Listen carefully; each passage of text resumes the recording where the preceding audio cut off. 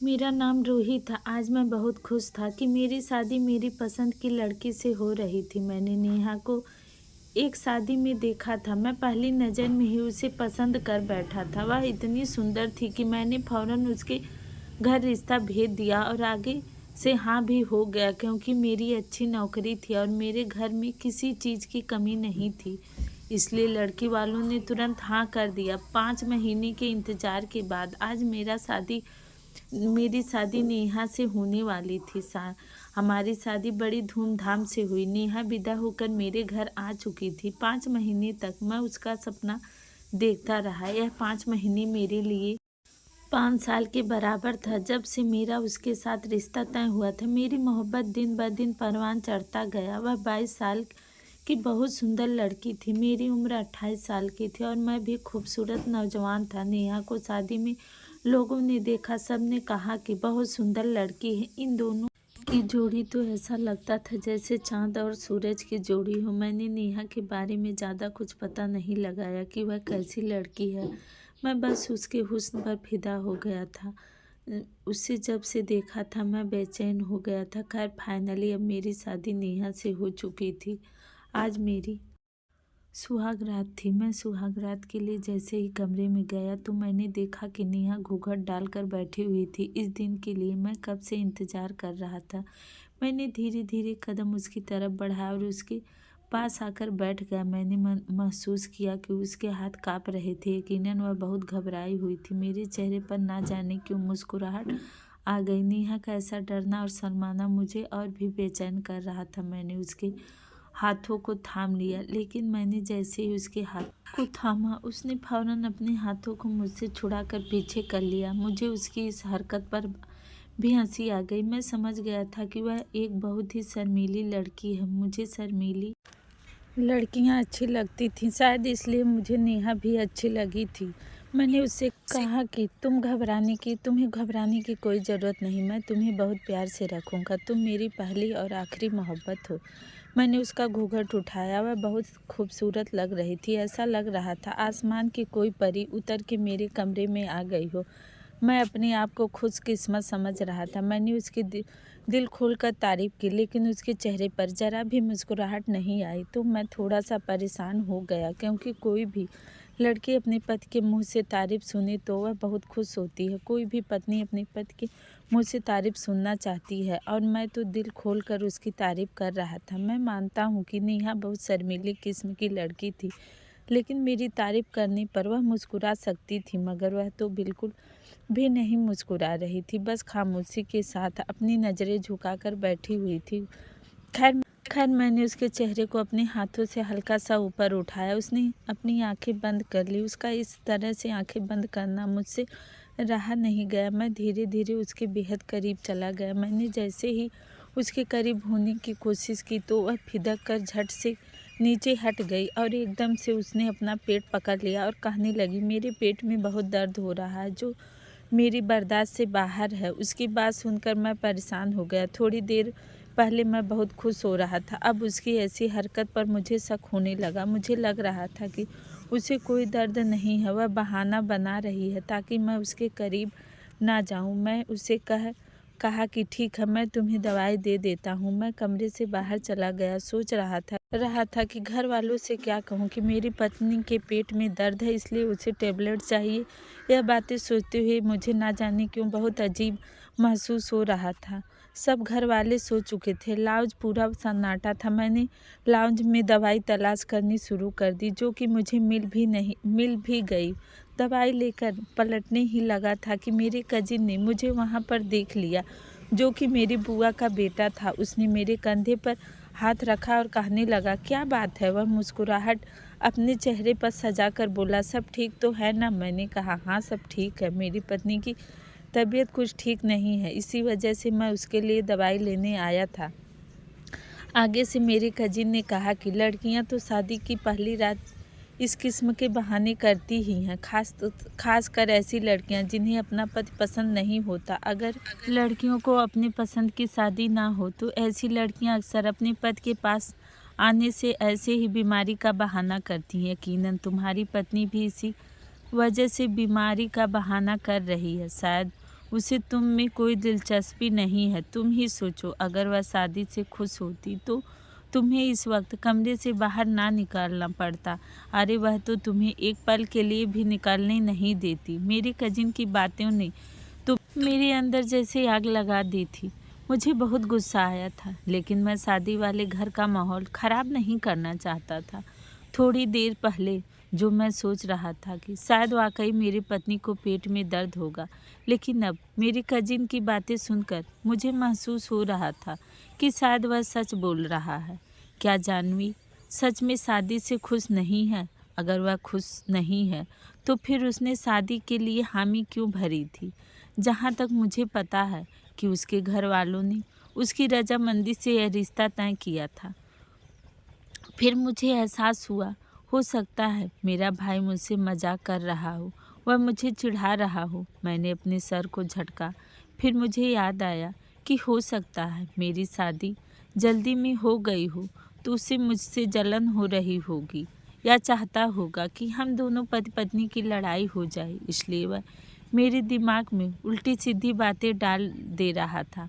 मुझे याद आया कि मेरे बुआ का बेटा जो मुझसे इस किस्म की अजीबोगरीब बातें कर रहा था, उसको खुद शादी का बहुत शौक था और इसको कोई लड़की नहीं मिल रही थी। मुझे समझ आ गया था कि उसने जानबूझकर ऐसा किया होगा। खैर, मैंने जैसे ही अपने कमरे का दरवाज़ा खोला, सामने नेहा को देखा तो अपने पेट बहुत ज़ोर से पकड़कर बैठी हुई थी और उसकी आंखों से टप टप आंसू गिर रहे थे। मैं फौरन उसके पास आया, उसे दवा दी और पानी पिलाया। मैंने उससे कहा कि थोड़ा आराम कर लो, तुम्हें अच्छा महसूस होगा। वह मेरी पत्नी थी, उसको ऐसे दर्द में तड़पता हुआ देखकर मुझे भी अच्छा नहीं लग रहा था। उसका ख्याल रखना मेरी जिम्मेदारी थी। आधा घंटा मैंने उसके पेट दर्द कम होने का इंतज़ार किया। इस दौरान मैं उससे बात करना चाहता था, लेकिन वह बिल्कुल भी बात करने के मूड में नहीं थी। ऐसा महसूस हो रहा था कि उसे बहुत तकलीफ़ हो रही है और वह कुछ सुनना नहीं चाहती और कुछ भी बोलना नहीं चाहती। खैर, मायूस होकर मैंने मोबाइल पर गेम खेलना शुरू कर दी। काफ़ी देर तक मोबाइल पर खेलता रहा। फिर मोबाइल से सर उठाकर देखा तो नेहा सो चुकी थी। मुझे बहुत ज़्यादा मायूसी हुई थी। उस रात के लिए तो मैंने बहुत ज़्यादा सपने सजाए थे कि मुझे मेरी मोहब्बत मिल जाएगी, मैं नेहा के साथ अपनी ज़िंदगी की नई शुरुआत करूँगा, उससे खूब सारी बातें करेंगे, एक दूसरे से मोहब्बत का इजहार करेंगे। लेकिन मैं ना तो खुलकर अपनी मोहब्बत का इजहार कर पाया था और ना उसके करीब जा पाया था। मुझे नींद नहीं आ रही थी। मेरी नज़रें नेहा की तरफ ही जा रही थी। वह सोते हुए बहुत खूबसूरत लग रही थी। मुझसे रहा नहीं गया, मेरे जज्बात बाहर आ रहे थे। मैं नेहा के बाजू को पकड़कर हिलाया और बोला, नेहा अब तुम्हारा दर्द कैसा है? मैं बहाने से उसको उठाना चाह रहा था। मेरी आवाज़ लगने पर वह आधी नींद में थी। उसने सिर्फ इतना कहा कि उसे बहुत दर्द हो रहा, उसे सोना है। मायूस होकर मैं भी सो गया और क्या करता। सुबह जब मैं उठा तो वह नॉर्मल थी और मैं भी नॉर्मल था। शादी की पहली रात इस तरह से गुजारने का अफसोस तो मुझे बहुत था, लेकिन मैंने अपने आप को समझाया और तसल्ली दी कि ठीक है, बेचारी की तबीयत ठीक नहीं थी तो कोई बात नहीं। सुबह मुझे वह ठीक लगी तो मैंने उससे अपनी मोहब्बत का खुलकर इजहार किया। उसे बताया कि मैं कैसे पहली नज़र में उसका दीवाना हो गया था और उसी वक्त उससे शादी का फैसला कर लिया था। मेरी बातें सुनकर वह खुश हो गई थी। वह अपनी नज़रें झुकाए मुस्कुरा रही थी, शर्मा भी रही थी। उसका यह रवैया देखकर मुझे बहुत खुशी हुई और मुझे समझ आ गया कि रात को वाकई में उसकी तबीयत ठीक नहीं थी। शायद पेट का दर्द बहुत ज़्यादा था। लेकिन जैसे ही मैं उसके करीब होने लगा, उसने फिर से अपना पेट पकड़ लिया, कहा कि मुझे दर्द शुरू हो चुका है। उसकी यह बात सुनकर मुझे अजीब सा महसूस हुआ। अभी थोड़ी देर पहले तक वह बिल्कुल ठीक थी, उसे अचानक से कैसे दर्द शुरू हो सकता? मैं उसे डॉक्टर के पास भी नहीं लेकर जा सकता था। लोग क्या सोचेंगे? शादी के पहले ही दिन पत्नी को डॉक्टर के पास लेकर गया। हमारे यहाँ इस किस्म की बातों को बहुत अजीब मनहूसियत समझा जाता था कि शादी की पहली सुबह ही पत्नी को किसी वैद्य या डॉक्टर के पास लेकर जाया जाए। इन बातों को लोग गलत राय देते थे। मैं जानता था कि उसको तकलीफ है, लेकिन अगर मैं उसको लेकर गया डॉक्टर के पास तो लोग बातें करना शुरू कर देंगे। एक तो मेरे रिश्तेदार का माहौल ऐसा था कि आपस में ही लोग एक दूसरे से जलते रहते थे और ऐसे में नेहा को को डॉक्टर के पास लेकर जाना सही नहीं था। मैंने शादी पर बहुत पैसा लगा दिया था और बहुत धूमधाम से शादी की थी। हम लोग कोई इतने ज़्यादा अमीर नहीं थे, लेकिन अपनी हैसियत के मुताबिक ज़्यादा खर्चा किया था। रिश्तेदार के बाकी लोग इतना खर्चा नहीं करते थे, कंजूसी करते थे। शादी में पहले ही इतने खर्चे देखकर रिश्तेदार उसके मुंह बने हुए थे। आपस में बातें कर रहे थे कि शादी में इतने पैसे खर्च करने की क्या ज़रूरत थी, और ऐसी हालात में अपनी पत्नी को शादी की पहली ही सुबह में डॉक्टर के पास लेकर जाता या डॉक्टर को घर लेकर आता तो मामला कहाँ से कहाँ पहुँच जाता, मुझे उसका अंदाज़ा था। खैर मैंने नेहा से कहा, तुम आराम करो, और बेड पे जाकर लेट गई। मैंने कमरे की लाइट ऑफ कर दी और बाहर चला गया। सब घर वालों ने और दूसरे रिश्तेदारों ने जो उसकी शादी के सिलसिले में घर पर ही थे और सभी उठे हुए थे, उन्होंने मेरी उतरी हुई शक्ल देखकर बहुत कुछ अंदाज़ा लगा लिया। उन्होंने मुझसे कुछ नहीं कहा, लेकिन उनकी नज़रें मुझसे कुछ कह रही थी। मैं अपनी उदासी और मायूसी का दूर करने की बहुत कोशिश कर रहा था। ऊपर से मैं दिखावा कर रहा था कि मैं खुश हूँ, लेकिन मेरे दिल का हाल शायद मेरी आंखों से लोगों को पता चल रहा था। खैर थोड़ी देर के बाद वापस अपने कमरे में आया तो नेहा बिस्तर पर नहीं, वॉशरूम में पानी गिरने की आवाज़ आ रही थी। शायद वह नहा रही थी, लेकिन जब मेरी नज़र बेड की चादर पर पड़ी तो मेरे कदमों तले ज़मीन खिसक। ऐसे मंजर मैं सोच भी नहीं सकता था। सफेद रंग की चादर जिस पर लाल रंग के धब्बे लगे थे मुझे कुछ और ही कहानी सुना रही थी। यह सब कुछ हो रहा था, मुझे मालूम नहीं था। थोड़ी देर बाद जानवी वॉशरूम नहाकर निकली तो मेरा तो गुस्से से बुरा हाल था। मैंने उनसे इन धब्बे बारे में सवाल किया तो वह परेशान हो गई। ऐसा महसूस हो रहा था कि उसने यह खुद धब्बे नोटिस नहीं किया था और नहाने चली गई थी, और वह हक्का बक्का होकर चादर को देखने लगी और मेरा गुस्से से बुरा हाल था। मैंने उसे बहुत सवाल किया, लेकिन उसने कोई जवाब नहीं दिया। तो मैंने कहा कि मुझे जल्दी जवाब चाहिए, यह सब क्या है, वरना मैं अभी इसी वक्त तुम्हें तलाक दे दूंगा। मेरी यह धमकी सुनकर तो वह और ज़्यादा परेशान हो गई। मेरे करीब आकर मेरे होठों पर अपना हाथ रख दिया, मुझसे भिन्नतें करने लगी कि मैं उसे तलाक ना दूं। मैंने कहा तो फिर मुझे बस कुछ दिन का वक्त दो, मैं आपको सब कुछ बता दूंगी, लेकिन 3 महीने पहले मैं यह राज आपको सामने नहीं खोल सकती, वरना बहुत कुछ बुरा हो जाएगा। उसकी बात सुनकर मुझे उस पर यकीन नहीं आ रहा था। मुझे लगा वो बिना वजह बहाने बना रही है। मैंने उससे कहा, मुझे अभी इसी वक्त इन सारे सवालों का जवाब चाहिए।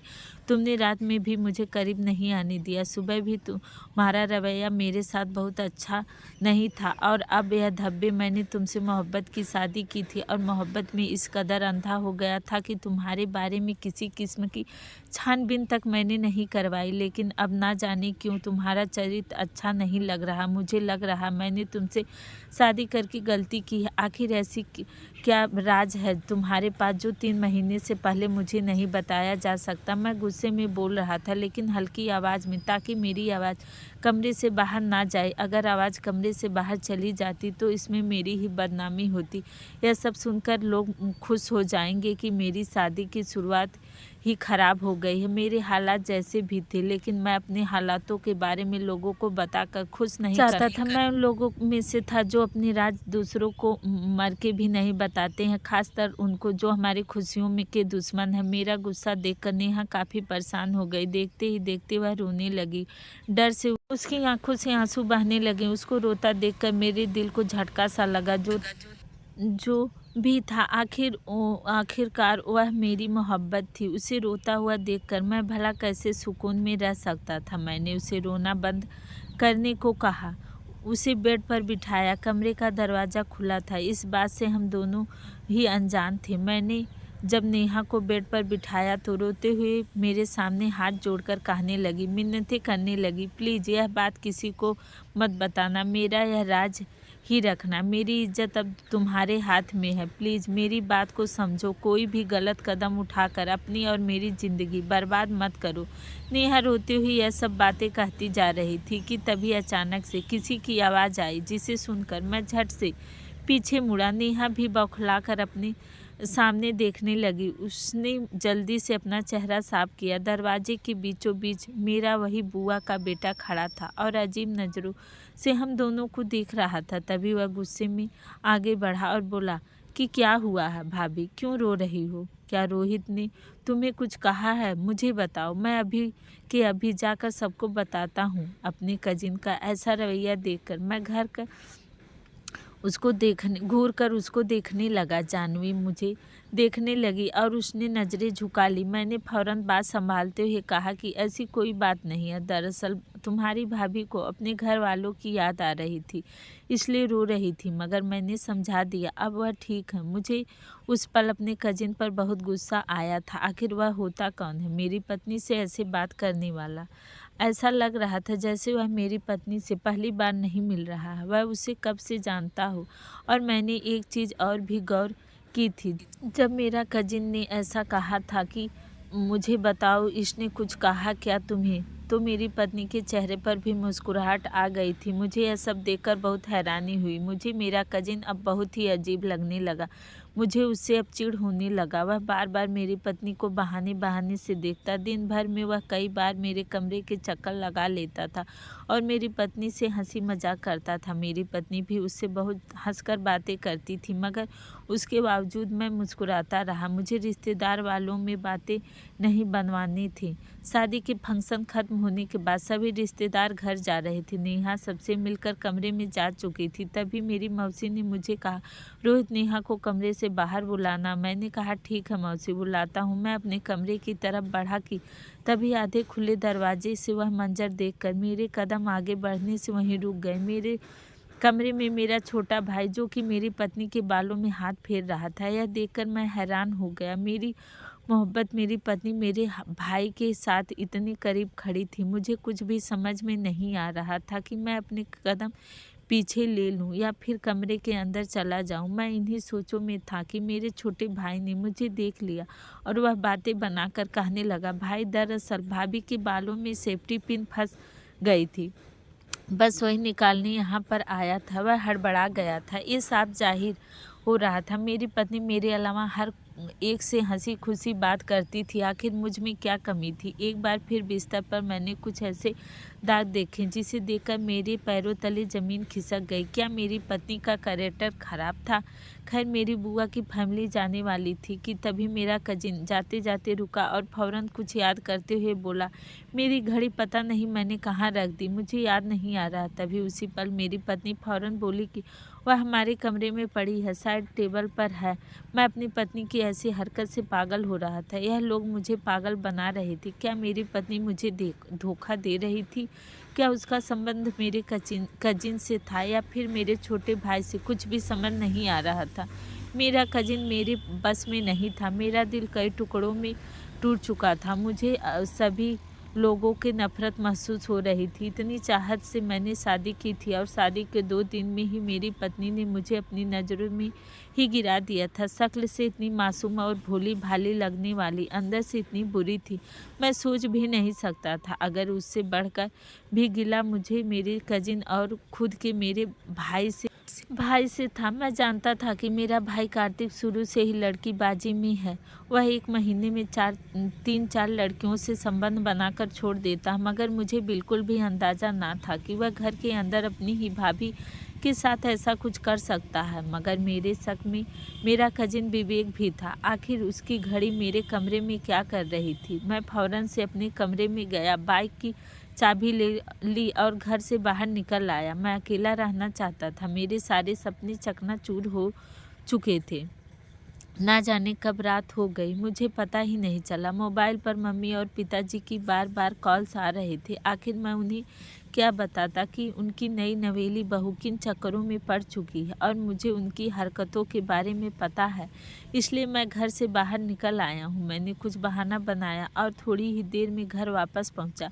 मैं उन मर्दों में से नहीं था जो औरत पर जुल्म करके या अपनी मर्दांगनी से उसे रंज तकलीफ देकर अपनी बेइज्जती का बदला पूरा करूं।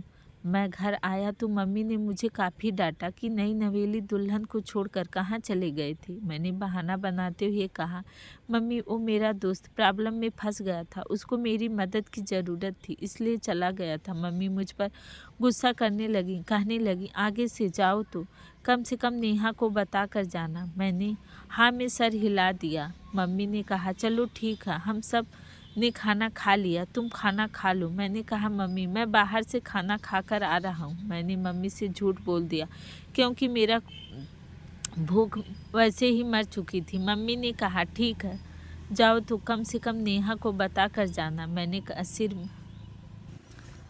हाँ, मैं हिला दिया। मम्मी ने कहा चलो ठीक, हम सब खाना खा लिए हैं, तुम खाना खा लो। मैंने कहा मम्मी मैं बाहर से ही खाना खाकर आ रहा हूँ। मैंने मम्मी से झूठ बोला क्योंकि मेरा भूख वैसे ही मर चुकी थी। मम्मी ने कहा ठीक है जाओ अपने कमरे में, नेहा तुम्हारा इंतज़ार कर रही। वह खाना नहीं खा रही थी लेकिन मैंने जिद किया क्योंकि तुम फ़ोन नहीं उठा रहे थे, पता नहीं तुम कब आते घर, इसलिए मैंने उसे कहा कि वह खाना खा ले।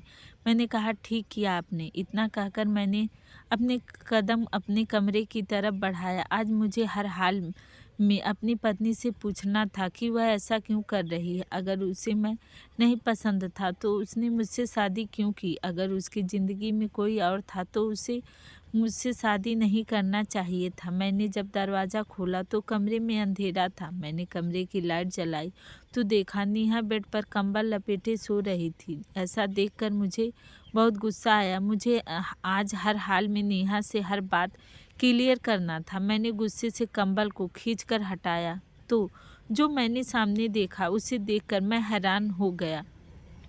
यह कैसी हरकत थी। यहाँ नेहा नहीं बल्कि तकिए रखे हुए थे और उस पर कंबल ढका हुआ था। अगर नेहा यहाँ नहीं थी तो इस वक्त कहाँ जा सकती है। अचानक से मेरे छोटे भाई कार्तिक का ख्याल आया। ना जाने क्यों अपने आप मेरे कदम मेरे छोटे भाई के कमरे की तरफ बढ़ने लगा। मैं कार्तिक के कमरे की तरफ बढ़ ही रहा था कि मेरे कानों में कुछ आवाज़ आई और यह आवाज़ किसी और की नहीं नेहा की थी। जब उन आवाज़ों को सुनते सुनते मैं करीब गया तो मेरे कानों में जो सुना उसे सुनकर मेरे पैरों तले ज़मीन खिसक गई। नेहा फ़ोन पर किसी से बातें कर रही थी कि रोहित को पता नहीं चलेगा। तुम्हें तो पता है कोई भी पति यह सब बर्दाश्त नहीं कर सकता। अगर यह राज खुल गया तो मेरी जान पर बन जाएगी। कल रात भी बड़ी मुश्किल से बहाने बनाकर मैंने उन्हें खुद से दूर रखा, वरना अगर वह जान जाते तो शायद मैं वहीं खड़ी ना होती। नेहा के मुँह से ऐसी बातें सुनना मेरे लिए कोई कहर से कम नहीं था। आगे वह और भी बातें कर रही थी लेकिन मुझ में इतनी हिम्मत नहीं थी कि मैं आगे की बातें सुन सकूं। मेरे कान जिसे सुन पड़ गए थे। मेरी सांसें गले में ही अटकने लगी थी। सांस मुझे रुकती महसूस हुई। कितना बड़ा धोखा दे गई थी वह, मुझे मेरा मजाक बनाकर रख दिया था। मैं धीरे धीरे चलता अपने कमरे में आ गया और शांति से बैठ गया। थोड़ी देर बाद नेहा भी कमरे में आ गई। मुझे यूं बैठे देखकर ठिठक गई। मैंने बगैर वक्त बर्बाद किए उससे पूछा कि आखिर क्यों तुम मुझसे शादी कर के लिए तैयार हुई जब तुम किसी और को पसंद करती थी। मुझे जवाब चाहिए तुमसे। मेरी बात से उसके चेहरे का रंग उड़ चुका था। वह मेरे पास आई और मेरा हाथ पकड़कर बैठ गई। कहने लगी रोहित ऐसा कुछ भी नहीं है, तुम मुझे गलत समझ रहे हो। मैं सिर्फ और सिर्फ आपसे मोहब्बत करती हूँ, किसी और के बारे में सोच भी नहीं सकती। मुझे उसका हर एक लफ्ज़ झूठा लग रहा था। मैंने उसका हाथ झटका और कहा कि झूठ मत बोलो। अगर ऐसा है तो फिर मुझसे दूर जाने के बहाने क्यों ढूंढती रहती हो। मेरी ऐसी बातों पर नेहा बिल्कुल खामोश हो गई और कहने लगी मैं आपको सब कुछ बताऊंगी, मगर उसके लिए आपको इंतज़ार करना पड़ेगा पूरे 3 महीने तक। मैं खामोश हो गया। मेरे दिमाग में अब फ़ोन वाली बातें चल रही थी। क्या नेहा फ़ोन पर मेरा कजिन या मेरा भाई कार्तिक या फिर कोई और। आखिर कौन था जिसके कारण नेहा मुझसे दूर रह रही थी। कोई तो ऐसा था जो नेहा को बहुत पहले से जानता था, मगर कौन। मैं यह सोच कर अंदर ही अंदर जलने लगा।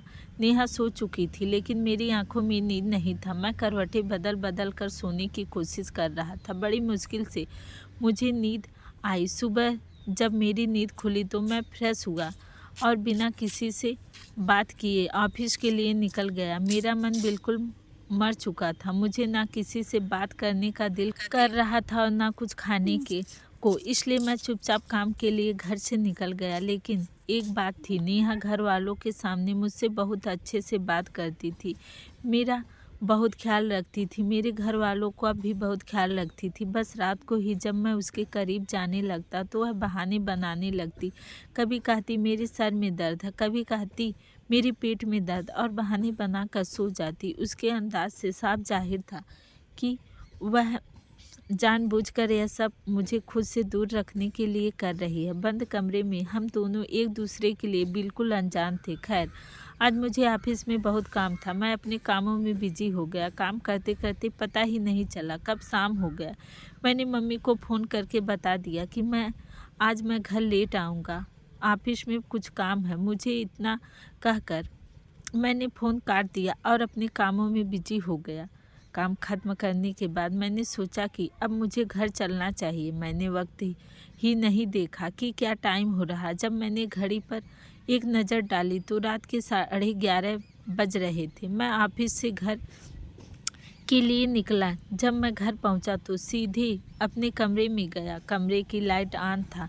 मैंने चारों तरफ अपनी नज़रें घुमाई तो नेहा कमरे में कहीं भी नहीं थी। बाथरूम का दरवाज़ा भी खुला हुआ था। मैंने पूरे घर में नेहा को ढूंढा मगर वह कहीं नहीं थी। मैंने मम्मी का दरवाज़ा खटखटाया। मम्मी अपने कमरे से बाहर निकली। मैंने कहा, मम्मी, नेहा कहाँ है?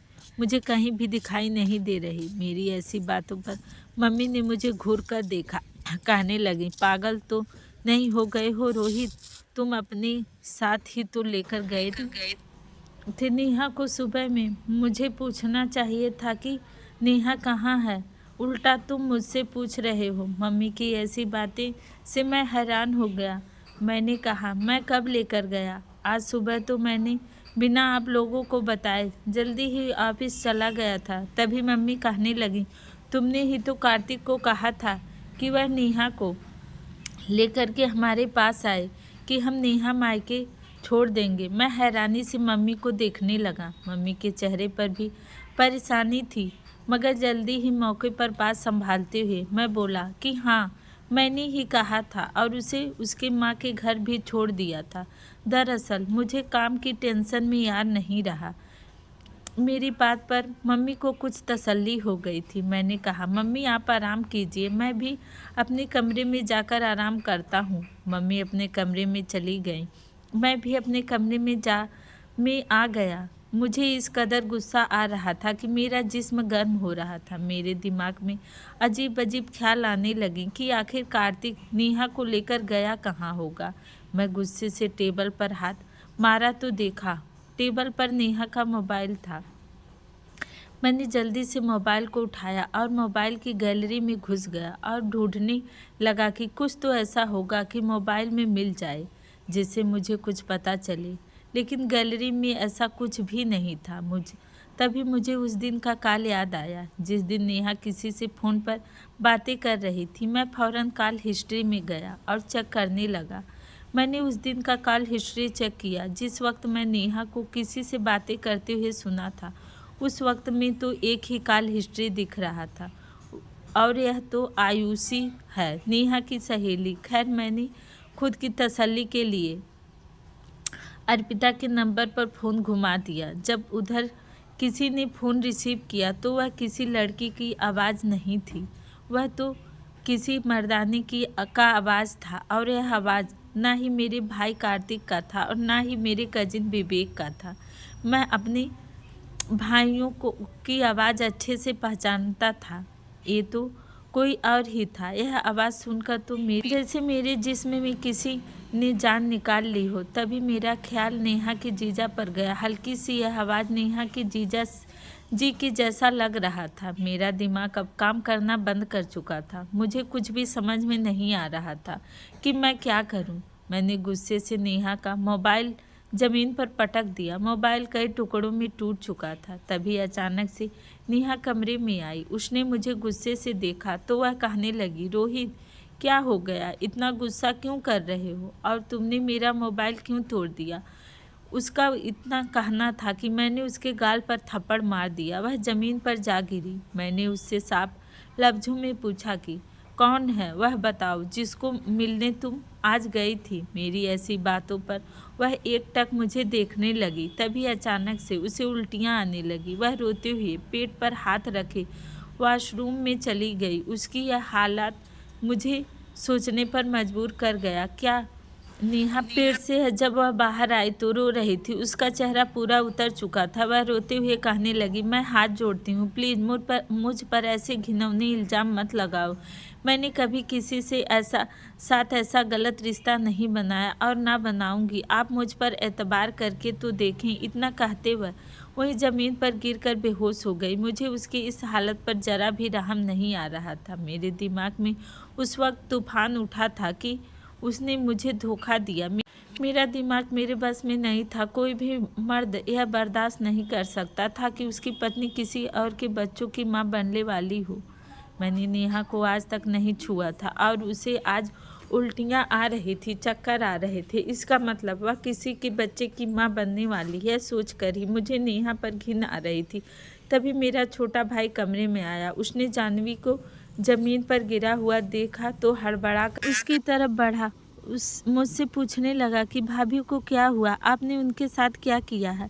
मैं पहले ही बहुत गुस्से में था और कार्तिक के ऐसे सवालों से मुझे और भी गुस्सा आया। मैंने खींचकर उसे अलग किया और एक जोरदार थप्पड़ कार्तिक को मारा। मैंने कहा, तुम्हारी हिम्मत कैसे हुई मेरी पत्नी को हाथ लगाने की?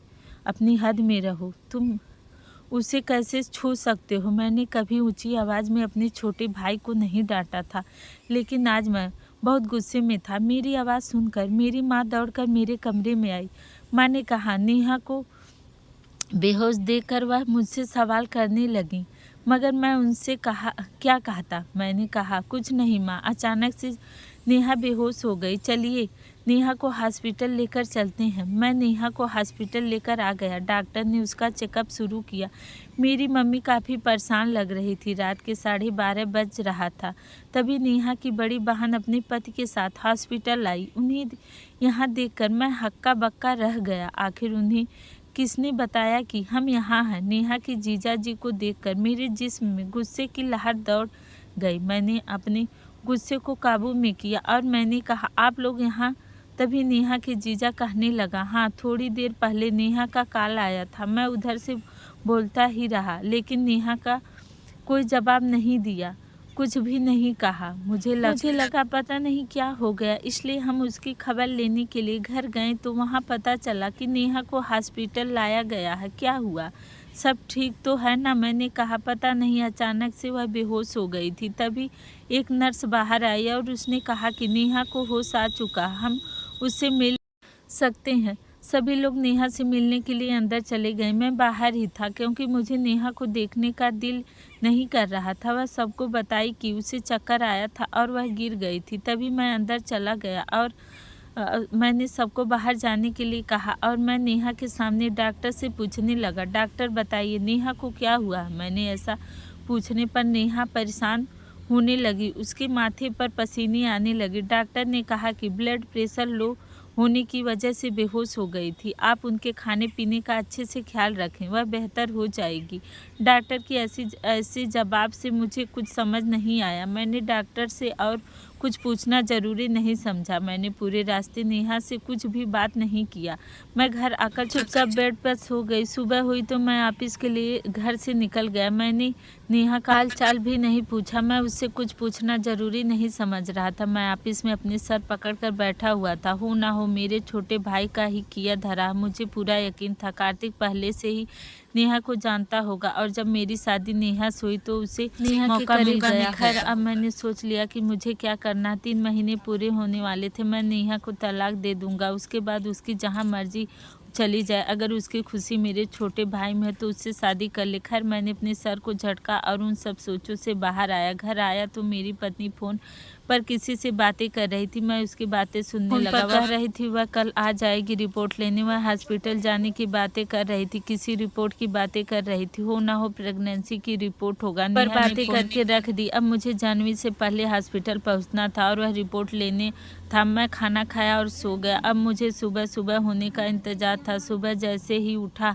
और फ्रेश होकर अपनी पत्नी से पहले घर से बाहर निकल गया। मैं छुपकर अपनी पत्नी के घर से निकलने का इंतज़ार कर रहा था। मेरी पत्नी जैसे ही घर से बाहर निकली उसने रिक्शा लिया। मैंने भी अपना बाइक स्टार्ट किया और उस रिक्शे का पीछा करने लगा। मेरी पत्नी अस्पताल के अंदर चली गई। मैंने भी अपना बाइक खड़ा किया और मैं भी अस्पताल के अंदर चला गया। मैं अपनी पत्नी का पीछा कर रहा था। मेरी पत्नी एक कमरे में चली गई। मैंने दरवाजे से झाँक कर देखा तो वह डॉक्टर बैठी हुई थी और डॉक्टर के सामने मेरी पत्नी बैठी हुई थी और कुछ बातें कर रही थी। मैं जल्दी से रिसेप्शन लिस्ट के पास गया और उससे पूछा कि मुझे मेरी पत्नी नेहा का रिपोर्ट चाहिए। उसने मुझे नर्स के पास भेज दिया। मैं नर्स के पास आया और उसको अपनी पत्नी का नाम बताया। उसने मुझे रिपोर्ट दिया और कहा, आपकी पत्नी अंदर बैठी हैं, आप यह रिपोर्ट लेकर जाइए और डॉक्टर को दिखा दीजिए, वह आपको समझा देंगे।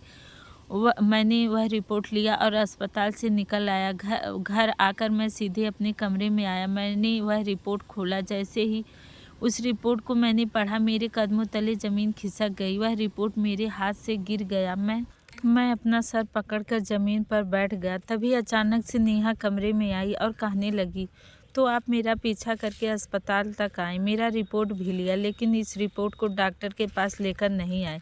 ऐसा क्यों किया आपने? रोहित, मैं बुरी लड़की नहीं हूँ और मैं आपकी कसम खाकर कहती हूँ, मैं आपसे मोहब्बत करती हूँ। मैंने आपके अलावा किसी को आँख उठाकर भी नहीं देखा। रही कार्तिक की बात, तो कार्तिक को मेरे बारे में पता चल गया था, इसलिए वह मेरा साथ दे रहा था। मुझे कहीं जाना होता था तो वह लेकर जाता था। मैं आपसे बहुत मोहब्बत करती हूँ। नेहा की बातें सुनकर मैंने नेहा को सीने से लगा लिया और कहने लगा, नेहा, अगर ऐसी बात थी तो तुमने मुझे पहले ही रात क्यों नहीं बताया? तभी नेहा कहने लगी, मैंने तो आपको कहा था बस 3 महीने का इंतज़ार कीजिए, क्योंकि डॉक्टर ने मुझे कहा था कि 3 महीने बाद आप बिल्कुल ठीक हो जाएंगी। रिश्ते लगने के बाद मुझे इस बीमारी के बारे में पता चला और डॉक्टर ने कहा, जब तक आपके 3 महीने पूरे नहीं हो जाते आप अपने पति को करीब मत आने देना। अगर आपके पति करीब आए तो और आप प्रेग्नेंट हो गई तो आपकी जो बीमारी है वह आपके बच्चे को भी लग जाएगी। इसलिए मैं आपसे बहाने करके दूर रहती थी। मैं आपको बताना चाहती थी, लेकिन मेरी बहन ने मुझे मना किया था, क्योंकि मेरी बहन के साथ बहुत बुरा हो चुका था। मेरी बहन का जीजा जी के साथ दूसरी शादी है। मेरी बहन के पहले पति ने उससे तलाक दे दिया, सिर्फ इसलिए क्योंकि उसके पेट में रसोली था और उन्होंने अपनी पहली रात को अपने पति को बता दिया था, जिसकी वजह से उसने दीदी को तलाक दे दिया और कहा कि यह बीमारी लेकर तुम मेरे पास क्यों आई? बस इसी डर से मैंने आपको नहीं बताया कि अगर आपको पता चलता तो मुझे इतनी बड़ी बीमारी है तो आप मुझे भी छोड़ देंगे। इसलिए मैंने आपसे कहा था 3 महीने बाद मैं आपको सब कुछ सच सच बता दूंगी। मैंने नेहा के सर को प्यार से सहलाया और कहा, जानवी, नेहा, मैं ऐसा नहीं हूँ। अगर तुम मुझे पहले बता देती तो मैं तुम्हारे कैरेक्टर पर कभी शक नहीं करता। क्या करूँ, मर्द होना शक हो ही जाता। मुझे माफ़ कर दो। नेहा ने मुझे सच्चे दिल से माफ़ कर दिया। मैंने अपने भाई कार्तिक से भी माफ़ी मांगा। कार्तिक ने भी मुझे माफ़ कर दिया। खैर, जब नेहा ने वो सब कुछ सच सच बताया तो मेरी आंखों से आंसू खुद ब खुद बहने लगे। मैं बहुत देर तक उसे सीने से लगाए रहा। मुझे अपने किए पर बहुत पछतावा हो रहा था। कैसे मैंने उस लड़की पर शक कर लिया जिसने मुझसे सिर्फ मोहब्बत की और अपनी बीमारी के डर से खुद को मुझसे दूर रखा।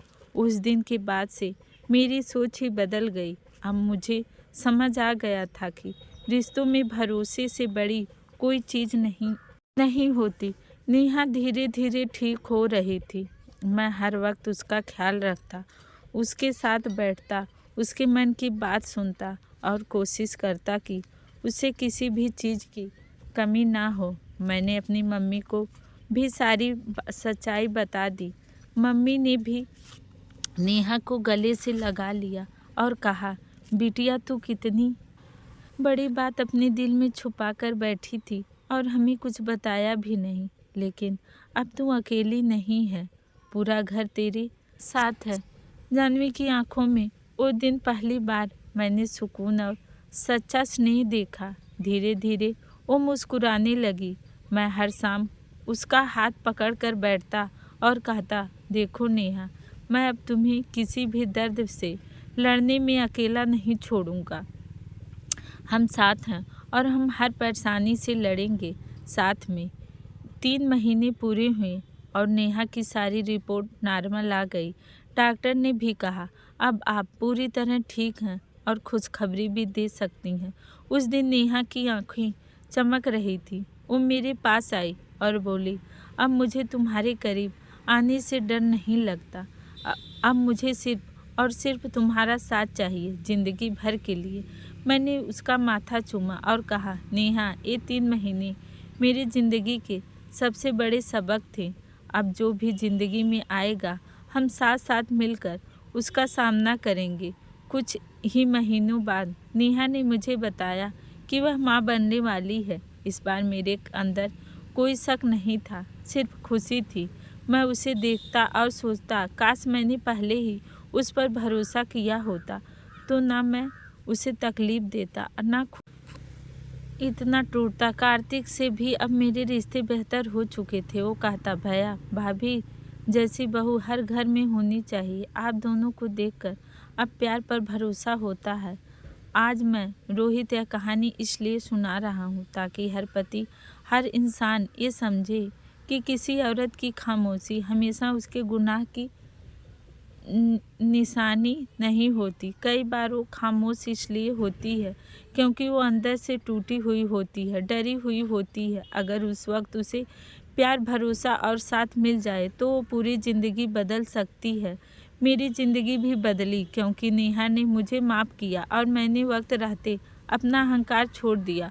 उस दिन के बाद ज़िंदगी एक नई राह पर चल पड़ी थी। नेहा के चेहरे पर जो रौनक मैंने देखी थी वो मैंने शादी के पहले दिन भी नहीं देखी थी। अब हम दोनों सिर्फ पति पत्नी नहीं थे बल्कि अच्छे दोस्त भी बन गए थे। हम एक दूसरे से दिल की हर बात करते थे। अब हमारे बीच कोई झूठा, कोई शक, कोई दूरी नहीं थी। जब नेहा ने मुझे बताया कि वो माँ बनने वाली है तो मैं खुद को रोक नहीं पाया। मैं उसे बाहों में भरकर रो पड़ा।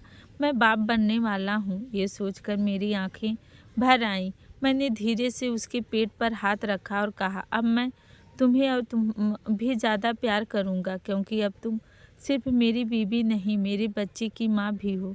दिन गुजरते गए, नेहा की तबीयत भी ठीक रहने लगी। हम साथ में डॉक्टर के पास जाते, सोनोग्राफी कराते, बेबी की धड़कन सुनते और हर बार हमारी आंखों में चमक आ जाती। मैं हर दिन उसके लिए कुछ ना कुछ खास करता। कभी उसके लिए उसकी पसंद की चीज़ें लाता, कभी उसके पैरों की मालिश करता, कभी सिर्फ बैठकर उसका हाथ थामे रहता। मम्मी तो जैसे दादी बनने की तैयारी में लग गई थी। पूरे घर में एक अलग सी रौनक थी।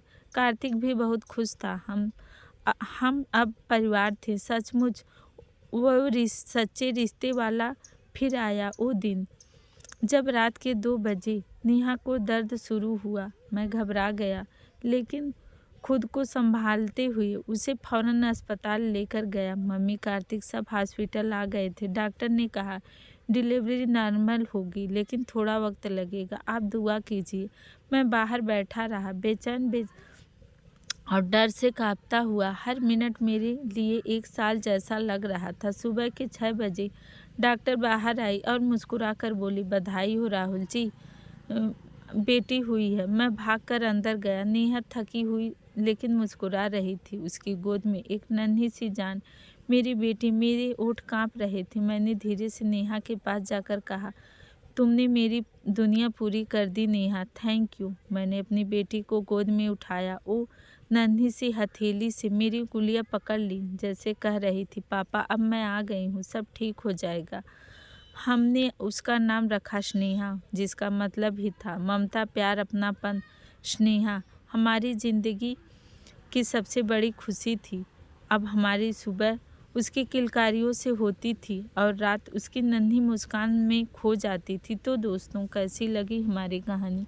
अगर अच्छी लगी हो तो हमारे चैनल को लाइक, सब्सक्राइब एंड शेयर कीजिए। धन्यवाद।